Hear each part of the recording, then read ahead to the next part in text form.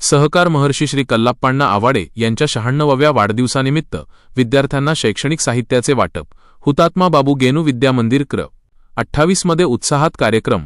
सहकार महर्षी श्री कल्लाप्पाण्णा आवाडे यांच्या 96व्या वाढदिवसानिमित्त इचलकरंजी शहरातील हुतात्मा बाबू गेनू विद्या मंदिर क्रमांक 28 येथे विद्यार्थ्यांना शैक्षणिक साहित्याचे वाटप करण्यात आले.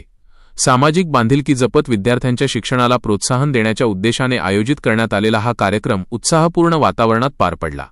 वाढदिवसानिमित्त आयोजित करण्यात आलेल्या या उपक्रमात शाळेतील विद्यार्थ्यांना वह्या, पेन, पेन्सिल, कंपास बॉक्ससह विविध शैक्षणिक साहित्याचे वितरण करण्यात आले.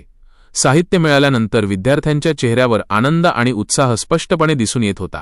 अनेक विद्यार्थ्यांनी समाधान व्यक्त करत आयोजकांचे आभार मानले. यावेळी उपस्थित मान्यवरांनी विद्यार्थ्यांशी संवाद साधत शिक्षण हेच उज्ज्वल भवितव्य घडविण्याचे प्रभावी माध्यम असल्याचे सांगितले.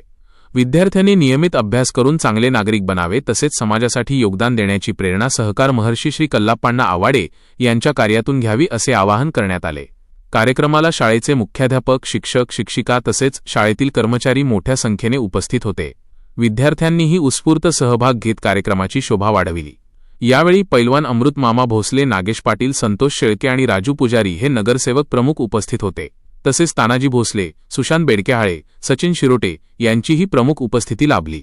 उपस्थित मान्यवरांच्या हस्ते विद्यार्थ्यांना शैक्षणिक साहित्याचे वाटप करण्यात आले. मान्यवरांनी आपल्या मनोगतात सहकार महर्षी श्री कल्लाप्पाण्णा आवाडे यांनी सहकार, शिक्षण आणि समाजकारणाच्या क्षेत्रात दिलेल्या योगदानाचा गौरवपूर्ण उल्लेख केला. त्यांच्या प्रेरणेतून समाजोपयोगी उपक्रम सातत्याने राबविले जात असून शिक्षणाच्या माध्यमातून समाजाचा विकास साधण्याचा संकल्प व्यक्त करण्यात आला. कार्यक्रमाच्या शेवटी शाळा प्रशासनाने या उपक्रमाबद्दल आयोजकांचे आभार मानले. विद्यार्थ्यांच्या शैक्षणिक प्रगतीसाठी समाजातील विविध घटकांनी पुढे येऊन अशा प्रकारचे उपक्रम राबविणे ही काळाची गरज असल्याचे मत यावेळी व्यक्त करण्यात आले.